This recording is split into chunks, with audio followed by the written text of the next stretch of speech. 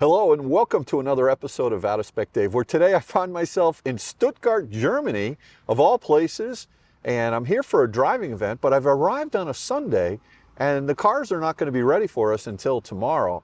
So what I decided to do was take a taxi over to the local Stuttgart Porsche dealership. And what do I find right over behind me? Nice looking Macan there. So what I thought we would do is maybe just kind of do a little bit of a walk around tour. I'll give you some of my thoughts and impressions about the Porsche Macan, all the different variants that are out there, and just really do something a little fun for once, right? So greetings from Stuttgart, Germany. Let's get into it.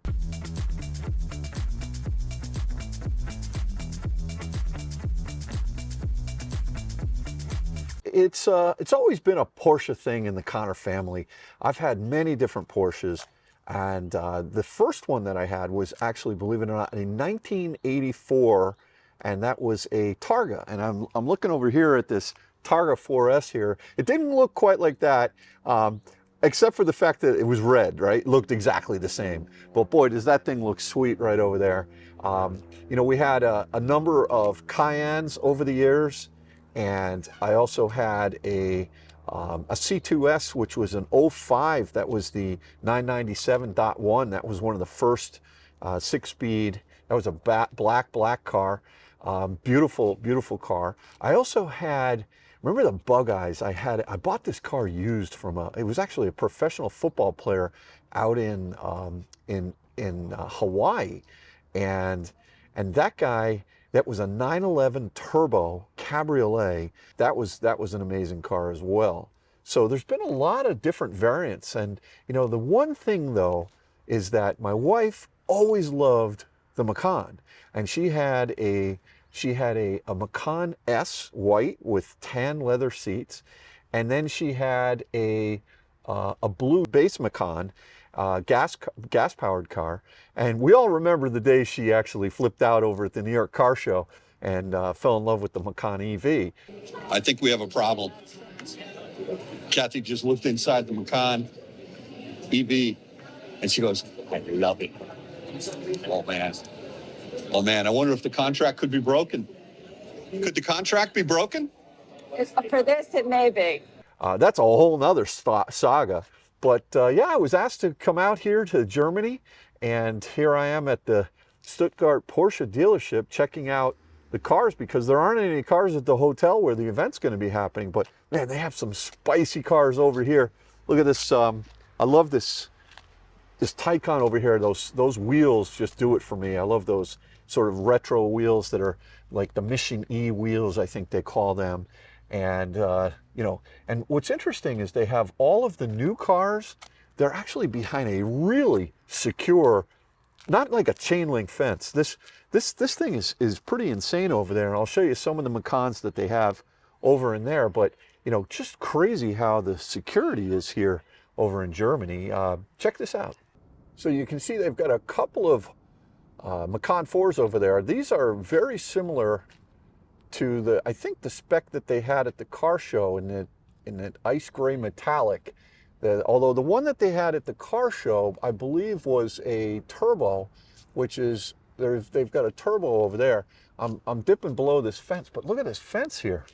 It's really just pretty crazy. And yeah, you can see here, this one here is a turbo Macan. Now we all know there's no turbo on these cars, of course, because these are electric, but that's the turbo trim.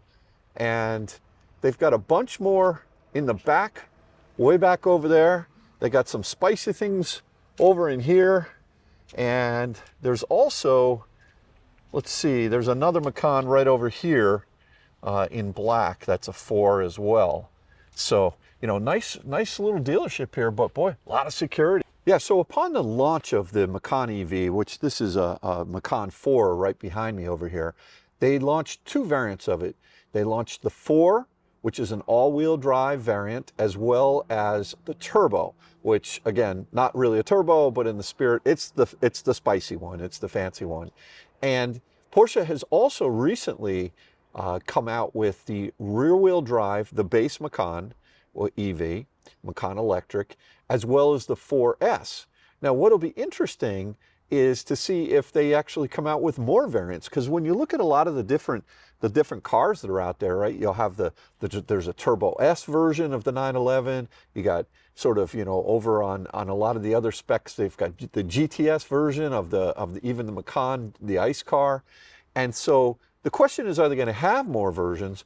But for right now, they've really just got the two that are being sold in the United States today, the 4 and the Turbo, and then they're coming out with the rear-wheel drive car now, and also the 4S.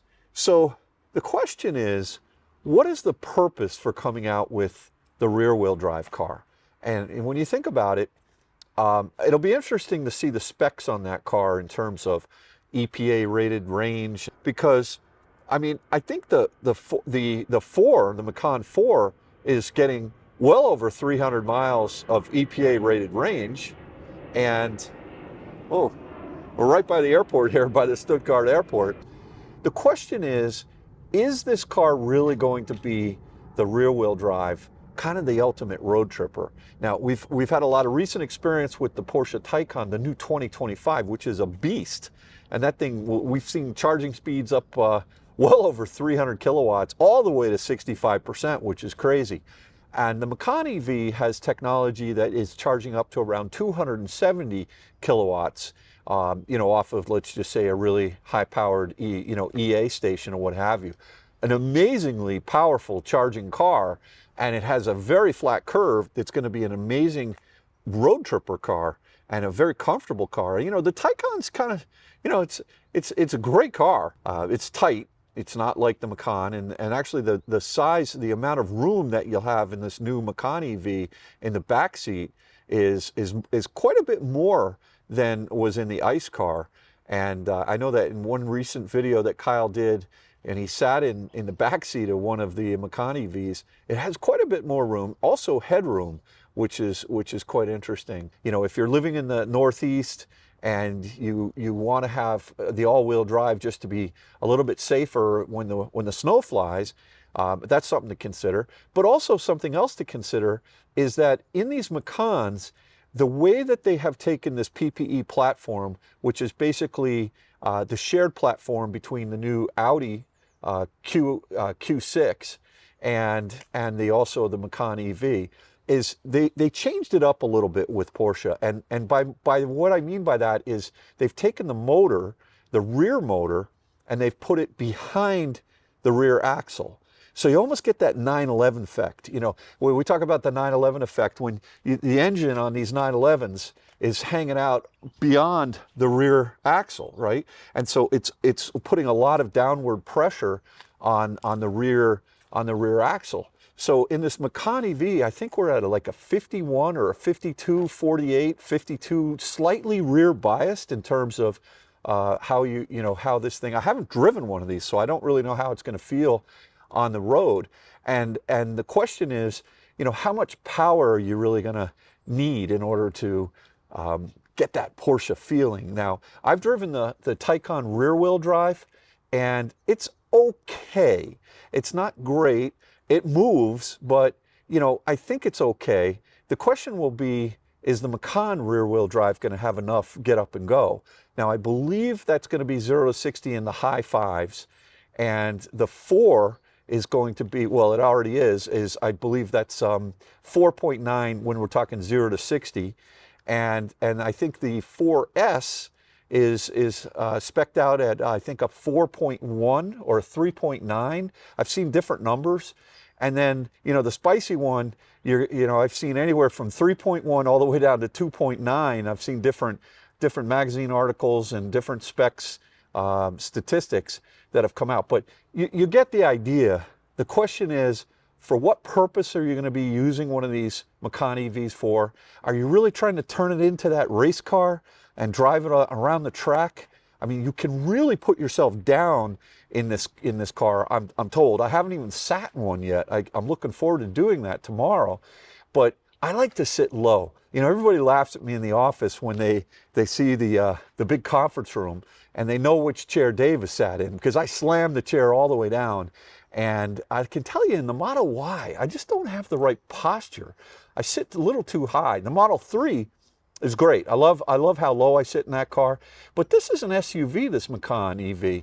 And from what I've been told by Colton, who sat in him, and Kyle as well, that you can really put that, I think it's almost like 3 centimeters lower than what you could put the seat in the ICE car with.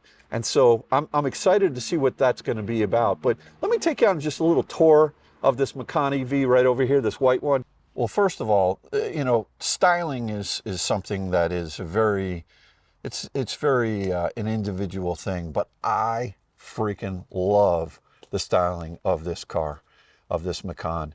I think it's an amazingly beautiful design, and I don't know what it is, but it's just a little bit longer, but this front end just does it for me. You know, you've got your daytime running lights here, the quad pack here. These are not your headlights. You've got your turn signals in here. So when you see this thing coming up from behind, just like in any modern day Porsche, you see those 4 distinct LED lights.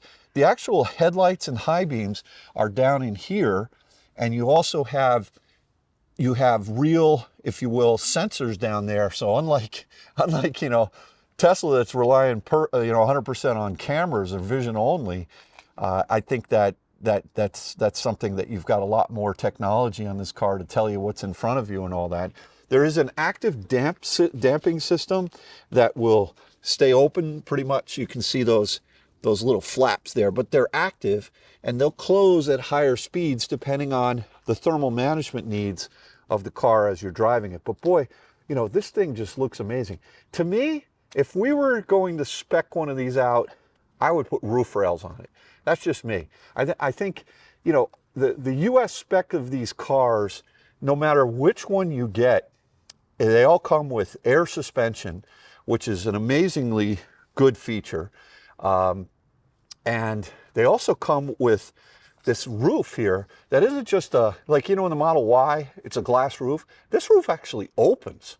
So it's nice because you get a little bit of fresh air coming in from the top. But, you know, these side scuttles or whatever, these blades, you can put them in black, you can do them in carbon, you can do them in body color. I personally like, I mean, I see what this car was going for. Maybe this isn't a customer's car, because there's actually there's a for sale sign right over here. But you know, I think that this is kind of like an all white spec car. And I think I like the black. If I were to do this, I'd put black roof rails on it, and I would put the black scuttles or the whatever they call that over there. Interesting on the Macan, what they've done is you've got 2 flaps to charge the car.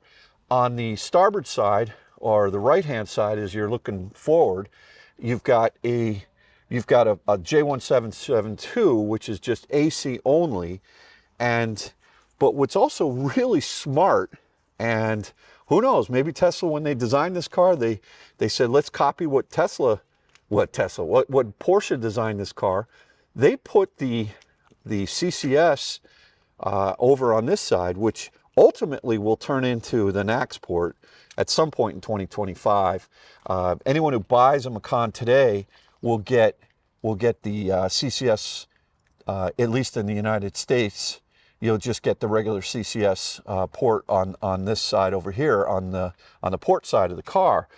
This particular car is opted with the power gate there. I probably wouldn't go for that. Just that I think it's more trouble than it's worth. But what's so smart about the placement of this DC FC port is that's on the same exact side as where Tesla has theirs as well. So you're not going to be taking up 2 spots. If you end up buying a Macan and you get the adapter, or when they put the NACS port in the Macan EV, you're not going to sit there and bug anybody over at any of the Tesla superchargers. And you know, if you got one today, you can go charge on a Magic Dock today and not even upset anyone. So a few things that are pretty incredible about this car. This is a 100 kilowatt hour battery pack, and it's 95 kilowatt hours of usable. And it doesn't matter if that's the rear wheel drive variant, or the 4, the 4S, or the top spec turbo. They all come with the same battery pack. So, you know, you got to question how much of a degradation in, let's just say, if you're thinking about buying a 4, you're going to have all-wheel drive, which is, it's a good thing to have that. Put some all-weather tires on there if you just want to daily drive this thing. And, you know, I don't really know. It's a permanent magnet motor up front. So it'll be really interesting to see how much more range you're going to get out of that rear-wheel drive. It'll probably be a little bit quieter. Maybe the driving dynamics of the rear-wheel drive will be a little bit different, just because there's going to be less weight up front. But I think what you're looking at is a lot of people are going to cross-shop, let's say, a Model Y to this. But this is significantly more money. It's also significantly better built in a lot of ways. Now, I know all you Tesla guys, don't freak out on me, but this is German engineering. I mean, this thing is put together. This car is, it's just, you know, you can just look at it. It oozes class. It oozes just the quality of the build. And there's nothing wrong with the Teslas. I love all my Teslas that I've had. As a matter of fact, the latest Model 3 that I don't have one creak or rattle or roll in it, but it's very basic. You know, you can spec these Porsches out, like you can go crazy with these things. The amount of options that you can put on them are insane. You know, just in the seats alone, you can go full leather. You can go 18-way. You can get massaging seats in the front and not the rear. They don't have massaging seats option in the rear, I don't think. But you know, you really can get into some crazy thing. Color-coded. The key fob can be color-coded, and it's all about customization with Porsche and quality. And so I really think maybe by introducing the rear-wheel drive, especially in southern climates, maybe you're down in Florida, what do you really need all-wheel drive for? And the price point, sure, it will be less, but it will also not be quite as spicy on the road. So it'll be interesting to see, you know, how that sells. But listen, we're gonna have to see how that rear-wheel drive, in terms of 0 to 60, or just the feel of it is. But you know, take a look at this.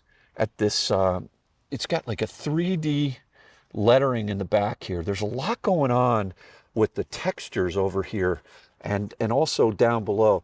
Not quite as much fancy stuff going on down here as there is on the turbo, you know, compared to on this 4, but you've got the integrated rear camera right over here, and there's quite a bit of room in this trunk space.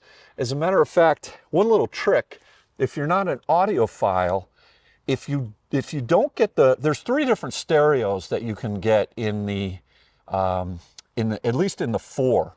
I haven't really played around with speccing out I believe the turbo comes standard with the Bose audio, and you can get a Burmester system as well for a lot more money, which sounds amazing. But if you opt for the base stereo, now I know a lot of people are cringing, but if you opt for it, you don't get the subwoofer in the trunk. And I was looking at the spec sheet of these Macan 4s versus the turbos, and the amount of cubic feet or whatever, however they measure it in the back, the area that you get a little bit more luggage space in the 4 than you do with the turbo, because the turbo, it comes with the Bose stereo, which puts the subwoofer back there. So a couple other things, this car does have a pretty decent sized frunk.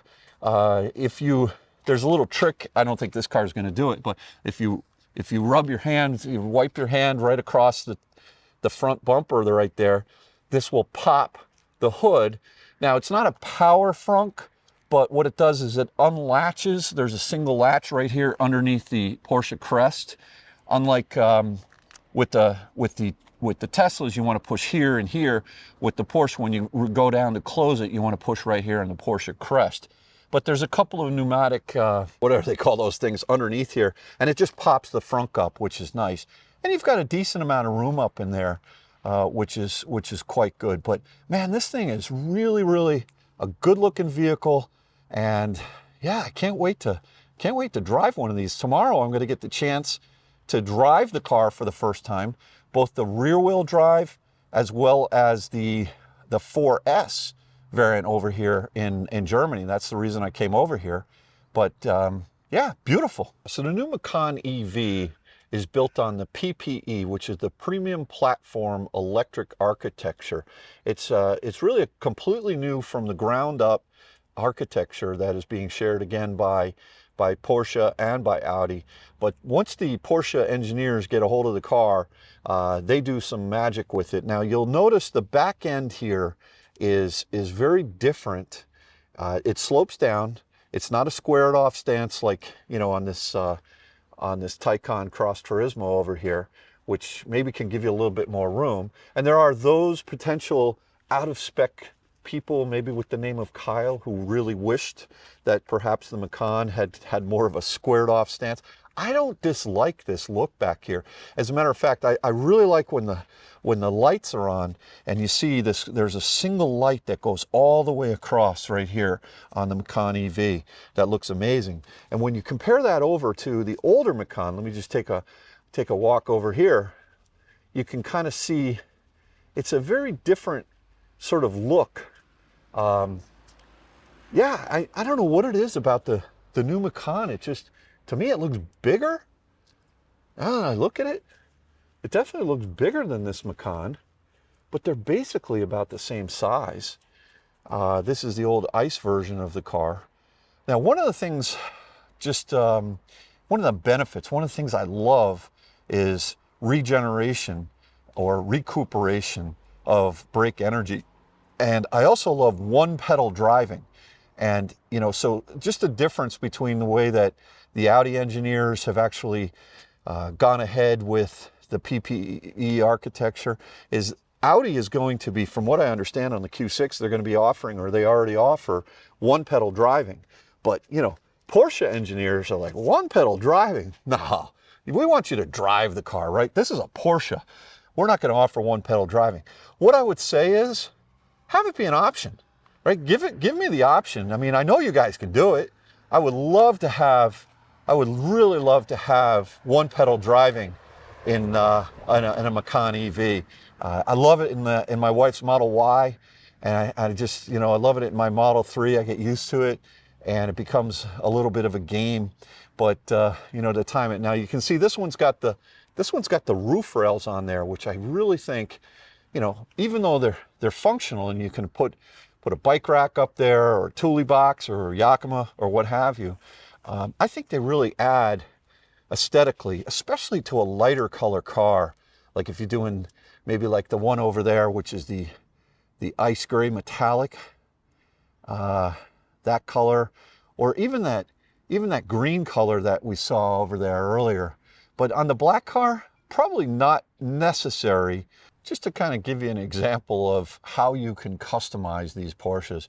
Now you'll see these are both Macan 4s over here. I believe they're in the ice gray, and you can see that the lettering on the back of the one here close by on the rear hatch is in black, but the lettering on the one over there is in white. It's a little bit more subtle. And you can choose whether or not you want it to be in white or you want it to be in black.